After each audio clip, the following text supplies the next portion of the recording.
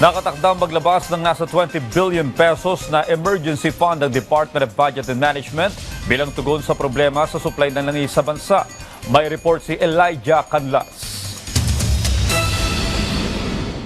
Inaprubahan ng Department of Budget and Management ang paglalabas ng 20 bilyong piso para sa Department of Energy. Gagamitin ito para sa Emergency Energy Security Program sa gitna ng tensyon sa gitnang silangan. Layunin nitong matiyak ang supply ng krudo at gasolina kahit may aberya sa pandaigdigang merkado. Magmumula ang pondo sa Malampaya Gas Fund sa ilalim ng Special Account in the General Fund. Ayon sa DBM, ang mabilis na aprobahan ng SARO ay pagtalima sa utos ni Pangulong Marcos Jr. Tiniyak ni Budget Secretary Rolando Toledo na proteksyon ito para sa mga Pilipino. Gagamitin ang 20 bilyong piso para sa pagbili ng diesel, gasoline at LPG upang mapalakas ang fuel inventory at mapatatag ang presyo ng petrolyo. Layunin din na hindi maantala ang transport, logistics at agrikultura. Ang PNOCEC ang mangunguna sa procurement. Giit ng pamahalaan, proactive ang hakbang upang maiwasan ang kakulangan sa supply. Sa ilalim ng direktiba ni Pangulong Marcos Jr., kikilos ang gobyerno bago lumala ang krisis. Tiniyak ng Malacanang na sapat ang resources at hindi maaapektuhan ang ibang programa. Patuloy na minomonitor ng DOE ang world market upang agarang maaksyonan ang pagbabago sa presyo ng petrolyo. Bahagi ito ng mas malawak na plano ng bagong Pilipinas na maging handa sa mga pandaigdigang suliranin. Elijah Canlas mula sa Pambansang TV sa Bagong Pilipinas.